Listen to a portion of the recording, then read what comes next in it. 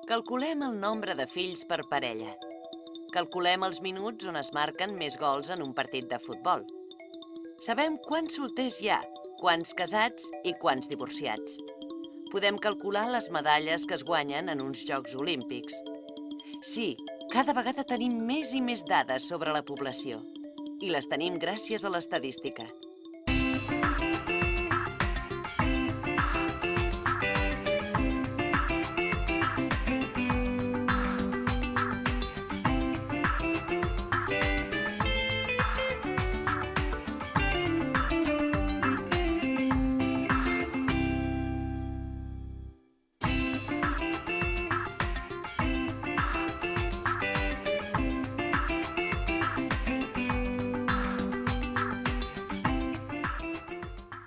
Benvinguts al capítol d'avui. En aquesta unitat parlarem de l'estadística. En la societat actual cada cop s'utilitzen més les xifres i les dades. Ho quantifiquem tot. Volem saber el nombre d'entrades de cinema i el nombre de turistes que ens visiten. Volem saber les temperatures que registren a l'estiu i a l'hivern. Ho contem tot. Però com ho fem? Per exemple, de veritat creieu que si volem saber quants cotxes surten de la ciutat en un cap de setmana els hem de comptar tots durant divendres, dissabte i diumenge? De veritat creieu que si volem saber quants catalans practiquen l'esport ho hem de preguntar a 6 milions de persones? En aquests primers minuts us demostrarem que no. Imaginem que volem saber quants catalans practiquen esport. Imaginem ara que totes aquestes persones són habitants del país. Imaginem ara que fem un sorteig per saber a quina persona preguntarem primer. Ho farem a sorts i a qui toqui toca. Per exemple, escollirem la persona que a partir de ja arribi als 5 segons. Temps.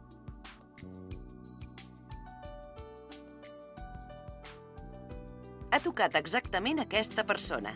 Molt bé. Anem a preguntar-li si fa esport. I preguntem-li també altres dades. Les respostes que ens dona són aquestes. Aquest ciutadà es diu Miquel. Té 32 anys. Fa 1,80 metres d'alçada i 75 quilos de pes. És pare de 3 fills i practica la natació 2 hores al dia. Ens ha dit que no practica altres esports. Molt bé, ja tenim les dades d'una persona.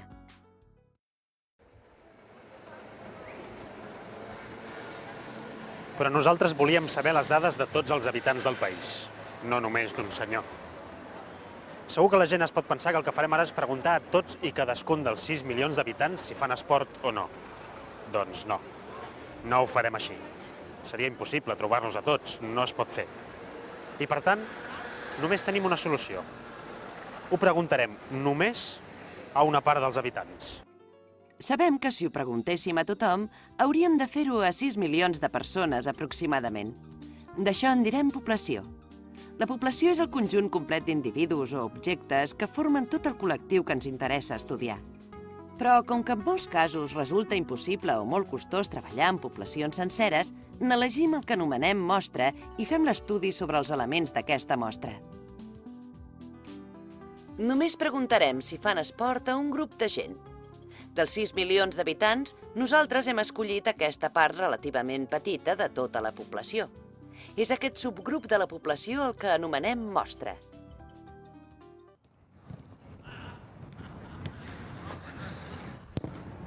Exactament. No ens fa falta preguntar-ho a tothom.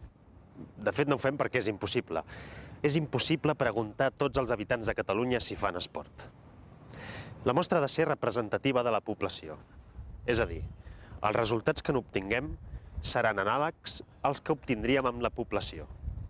Sí, per estrany que sembli, n'hi ha prou de saber si fan esport unes quantes persones per saber si fan esport 6 milions de persones. Només hi ha una condició, que la mostra sigui representativa. És a dir, hem de preguntar-ho a homes i dones. Hem de preguntar-ho a joves i vells. Hem d'intentar que la mostra sigui el més semblant possible a tot el conjunt de la població.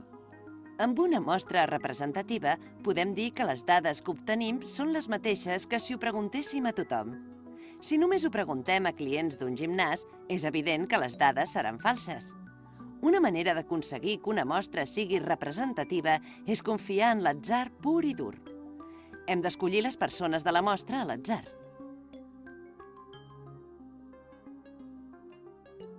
Es diu Joan. Té 10 anys i diu que no fa esport. Es diu Anna. Diu que sí que fa esport. Practica la gimnàstica 2 hores a la setmana. Es diu Marga. El seu esport és el bàsquet. El practica 1 hora cada dia. Es diu Pere. Practica l'handbol 1 hora a la setmana.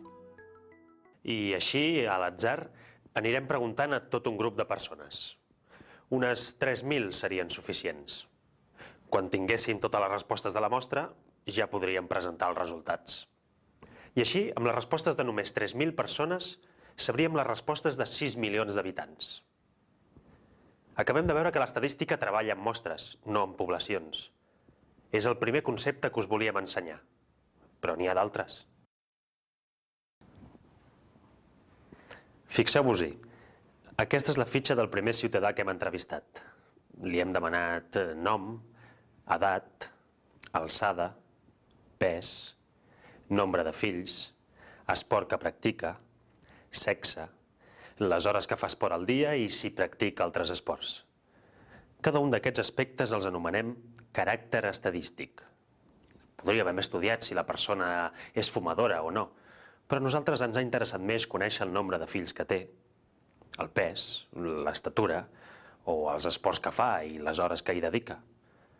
Cada un d'aquests aspectes és un caràcter estadístic.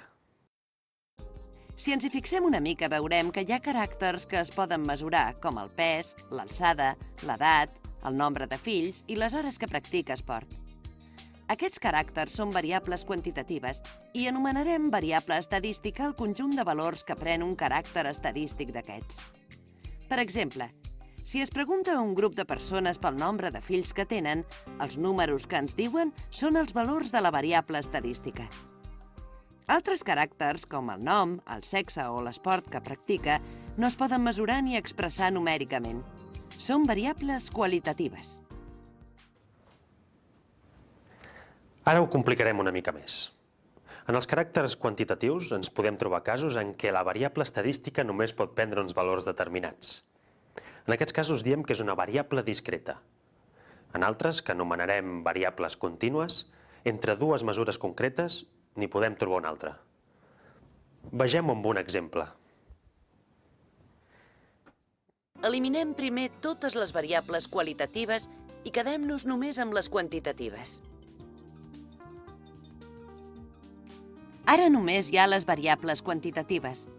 Totes són nombres.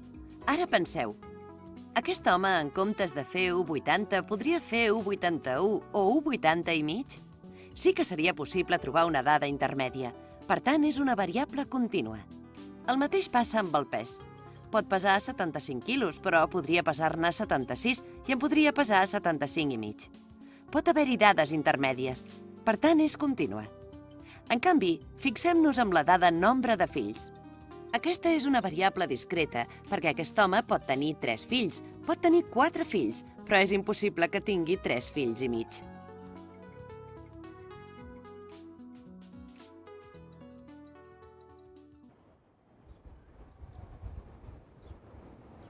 Ho veieu? Les contínues permeten valors intermedis i les discretes no. Molt bé. Ara veurem més conceptes estadístics. Per fer-ho, ens imaginarem que les respostes que els habitants ens van donar a la pregunta «Quin esport practica?» van ser les següents. En aquesta taula veiem els resultats imaginaris. Veiem que hi ha 500 persones que responen que practiquen la natació. 1.000 persones practiquen el futbol i 300 la gimnàstica. Handbol i bàsquet el practiquen 100 persones, però n'hi ha 2.000 que diuen que no practiquen esport.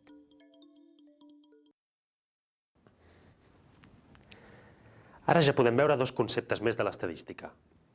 La freqüència absoluta és el nombre de vegades que repeteix cada valor de la variable. En el nostre cas, la freqüència absoluta per la modalitat de natació és de 500. La freqüència absoluta per la modalitat de futbol és de 1.000, etc. Però a nosaltres ens interessarà saber-ne no només la quantitat, sinó també la proporció respecte al total. I això és el que ens ensenya la freqüència relativa. Per aconseguir-ho, només hem de dividir la freqüència absoluta pel nombre total de dades. És tan senzill com això. Hi ha 500 persones que han respost que fan natació. El total de dades és de 4.000. Per tant, la freqüència relativa és 500 dividit per 4.000. La freqüència relativa dels que practiquen la natació és de 0,125. Això ens dona una idea de la proporció de nedadors que hi ha a la mostra. Normalment, la freqüència relativa s'expressa en tant per cent. Per fer-ho, només ens cal multiplicar el resultat de la freqüència relativa per 100. En aquest cas seria 0,125% igual a 12,5%. Bé, ja hem vist uns quants conceptes de l'estadística. El títol del capítol d'avui és Informació a primera vista. En els següents minuts veurem per què li hem posat aquest títol. La idea bàsica és veure quina és la millor manera de presentar les dades. Fins ara ho hem fet utilitzant taules, però aquesta no és la millor manera. La millor manera que la informació entri pels ulls és utilitzant els gràfics. Tothom ho fa així? Sí, la manera més visual d'interpretar les dades és utilitzant els gràfics. Per tal de poder interpretar millor les dades, es poden fer servir diversos gràfics. Hi ha els diagrames de sectors, els histogrames, els pictogrames i altres. D'aquesta manera, la informació ens entra pels ulls. Amb una sola ullada, ens és més fàcil de veure i entendre les dades estadístiques. Amb un sol cop d'ull, tenim clares les proporcions i els tants per cents. L'objectiu dels gràfics és facilitar la comprensió de les xifres. Ara veurem quins són els diferents gràfics que utilitza l'estadística.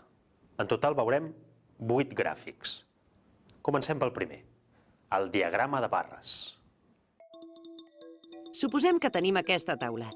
Hem demanat a 50 famílies quantes persones treballen. Els resultats que hem obtingut són que hi ha 16 famílies en què només treballa una persona.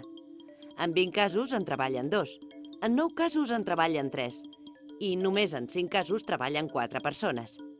Aquesta informació quedaria molt més clara si en comptes de taula es fes servir un diagrama de barres, aquest. Aquest diagrama de barres representa el mateix cas d'abans, però aquí, ara, és molt més clara i entenedora la informació. Es veu clar que en la majoria de casos només treballen 2 membres de la família i que després ve la situació en què només treballa un membre de la família. És un exemple de per què els gràfics són més entenedors que no pas les taules. A vegades és més útil una variant d'aquest gràfic. És el diagrama de barres amb dades agrupades. Per exemple, potser no només volem saber quants membres de la família treballen, sinó quin és el seu sexe. Voldrem saber si els treballadors són homes o dones. És aleshores que farem servir el gràfic de dades agrupades. Però passem a un altre exemple de gràfic. Ara veurem l'histograma.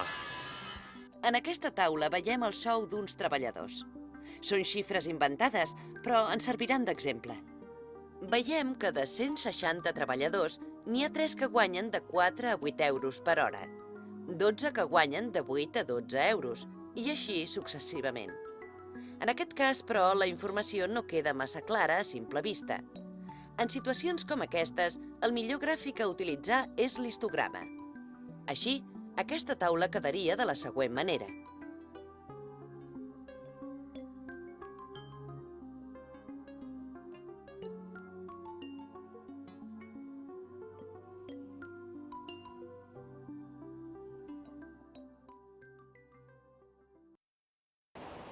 El gràfic que veurem a continuació és potser el que estem més acostumats a veure. Es tracta de l'anomenat gràfic lineal i consisteix en unir punts representatius de cada valor de manera que obtinguem una línia poligonal. Però vegem un exemple. Els gràfics lineals són els que s'utilitzen per ensenyar l'evolució dels preus de les coses, l'IPC.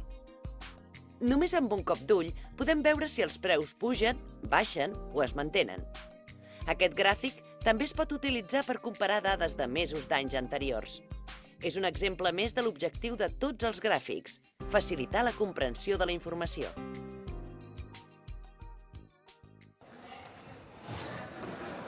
A continuació veurem els pictogrames. En aquest cas s'utilitzen els dibuixos per aconseguir ser el més expressiu possibles. Per exemple, si parlem de la producció de blat, aconseguirem fer uns dibuixos d'espigues de blat. O potser farem servir tractors si parlem de la producció agrícola en general. Però el cas més sabut és el del medaller olímpic.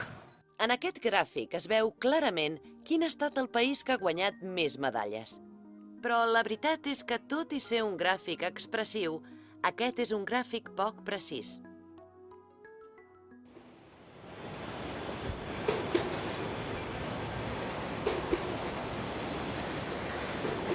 Un altre gràfic que s'utilitza bastant és el del cartograma. Els cartogrames col·loquen les variables damunt d'un mapa. S'utilitzen diferents formes i colors. En alguns casos és molt útil. Vegem-ho amb un exemple. En aquest mapa es veuen els immigrants andalusos que van marxar a buscar feina a altres bandes durant els anys 70. Si ho presentéssim en forma de taula seria molt difícil d'entendre. En canvi, amb un cartograma, només fent una petita ullada ens podem adonar de la immensa quantitat de persones que van emigrar i a on exactament.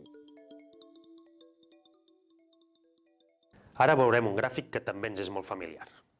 El podem veure totes les nits electorals. Aquests gràfics poden ser semicirculars o circulars. Us sona? Això són diagrames de sectors. Aquí és l'àrea de cada sector el que representa el valor de la freqüència. En el llenguatge popular se'n diuen formatgets. Com més gran sigui el formatget, més vots haurà tingut el partit en qüestió. És més fàcil de captar pels ulls que amb les paraules. Per últim, només ens queda veure un tipus de gràfic, les piràmides de població. Aquest gràfic s'utilitza molt en el camp de la demografia.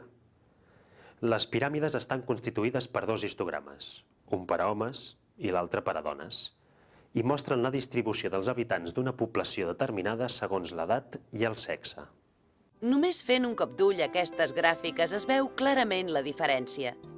En un cas, és la piràmide de població de la ciutat de Barcelona l'any 1950. En l'altre cas, és la piràmide de població el mateix any, però a Jaén.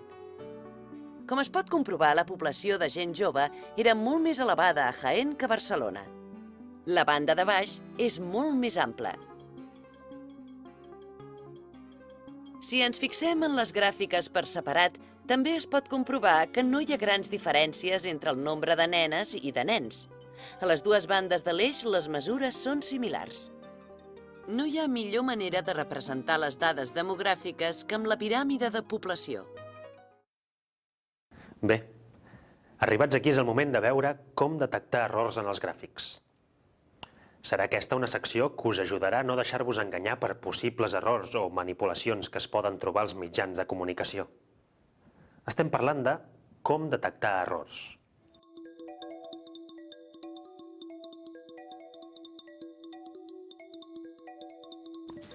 Ara veureu 3 errors típics que es poden produir en els gràfics estadístics. A veure si sou capaços de detectar-los. Comencem pel primer. Quin és l'error que apareix en aquest gràfic? Aquí ens mostren el tant per cent de vots de 4 partits diferents. Un n'ha obtingut el 17% i els altres el 30%, 25% i 23%. Si sumem tots aquests números, veurem que la suma dels percentatges de cada sector ens dona el 95% i no el 100%, com hauria de sortir. De vegades, la porció que fa falta correspon a respostes no incloses en l'enquesta. L'error es pot solucionar afegint-hi un sector que representi la resposta altres.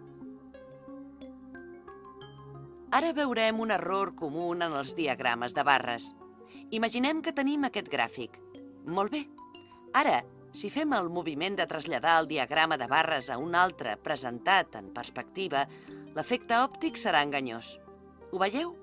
Sembla que les barres petites siguin molt més altes del que són en realitat.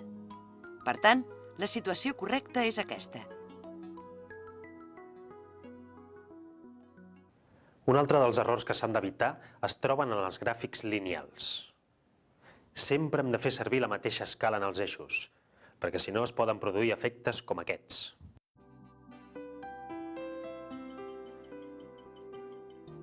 N'hi ha hagut prou de canviar l'escala dels eixos perquè sembli que la diferència de preu del consum entre un any i un altre sigui molt més gran del que realment és. És a dir, que ull amb els gràfics, no us deixeu enganyar. Bé, hem vist fins ara com els gràfics ens ajuden a treure conclusions i com evitar caure en errors. Però si mai us fixeu en les estadístiques que porten els diaris, veureu que, a part dels gràfics, també hi ha textos que els acompanyen. És en aquests textos on es treuen les conclusions de les dades. Una manera és utilitzant els paràmetres estadístics de centralització de dades. Millor veure en un exemple com treure conclusions. Recordeu aquesta taula? L'hem mostrada per veure el nombre de persones que treballen en una família. La mitjana aritmètica d'una variable estadística és el quocient entre la suma de tots els valors de la variable i el nombre total de valors. En el nostre cas, hem de dividir el nombre total de persones que treballen entre el nombre de famílies. La suma dels productes de les dades per les freqüències absolutes de cadascuna ens dona el nombre total de persones que treballen. El nombre total de dades serà el nombre de famílies. Dividint el total de persones que treballen pel nombre de famílies ens donarà la mitjana aritmètica. No us preocupeu per la fórmula, ja l'aprendreu. L'important és veure que la mitjana aritmètica ens ajudarà a treure una conclusió. La mitjana de persones que treballen per família és de 2,06. Vegem ara què és la mediana. Imaginem que aquestes xifres són les alçades d'11 persones. Si les agrupem per ordre de major a menor, quedaran així. La mediana és el valor situat al centre d'una sèrie ordenada de números. Deixa el mateix nombre de dades per sota que per sobre. En el nostre cas és 1,72. Bé, d'això se'n diu mediana i serveix per treure una conclusió. En aquest grup d'amics, els que fan 1,72 tenen tants amics més alts que ells com amics més baixos que ells.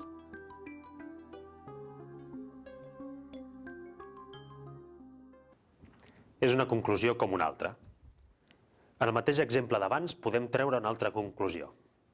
Si medeixes 1,89, seràs la persona que té més amics medint igual. De les 11 persones, n'hi ha 3 que fan 1,89. És la dada que es repeteix més vegades. És el mode. Ho veieu? Aquests 3 valors s'anomenen paràmetres de centralització i serveixen per treure conclusions. Saber el mode, la mediana i la mitjana aritmètica, doncs, és important. El mateix podríem dir amb uns altres valors, els paràmetres estadístics de dispersió de dades. Aquests ens serviran per conèixer en quina mesura les dades numèriques estan agrupades o no al voltant dels valors centrals. Però ara no entrarem en detalls. Només us volíem dir que amb aquests paràmetres estadístics podem extreure'n conclusions. Només era això. Perquè de fet ara ja és hora de plegar i no tenim temps per res més. Esperem que us hagin quedat les coses clares i que us tornem a veure. Fins al pròxim programa.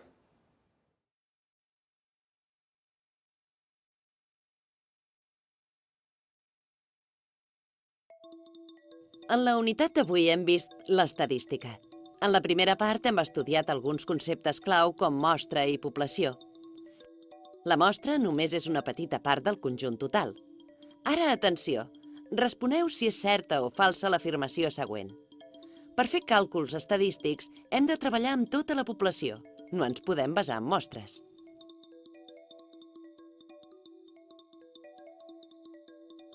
És totalment fals. L'estadística treballa amb mostres perquè és impossible fer-ho en poblacions senceres. Més endavant hem vist el concepte de variable. Si heu estat atents a la unitat, no us serà difícil respondre la pregunta següent.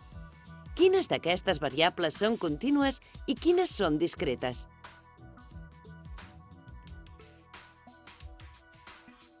La temperatura de l'aigua és contínua. Pot estar a 15 graus, a 16 graus o a 15 graus i mig. En canvi, el nombre de fills no. És tenir un fill, 2 o més, però mai un fill i mig. Avui hem vist que una manera de presentar els resultats estadístics és utilitzant els gràfics, però no és l'única. També podríem mostrar-los amb taules. Per tant, la pregunta és la següent. Per què utilitzem els gràfics?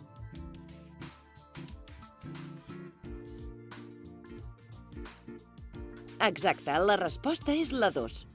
Els gràfics ens ajuden a entendre millor la informació. En la unitat d'avui també hem vist maneres de veure errors en els gràfics que ens mostren. En aquest gràfic, un diagrama de sectors, hi ha un error. Sabríeu dir quin?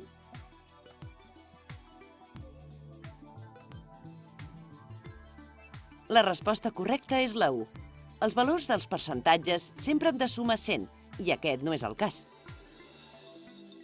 Per últim, us hem explicat els paràmetres estadístics de centralització de dades. Gràcies a aquests paràmetres, ens serà més fàcil interpretar les xifres. Si heu seguit bé el programa, no us serà difícil veure quina és la mediana de les xifres següents. Doncs la mediana és l'1,72, perquè està situat al centre d'una sèrie ordenada de nombres. Si aquestes xifres corresponguessin a les altures d'11 persones, sabríem que qui medeix 1,72 té tantes persones més altes que ella com persones més baixes que ella. La mediana, doncs, ajuda a treure conclusions.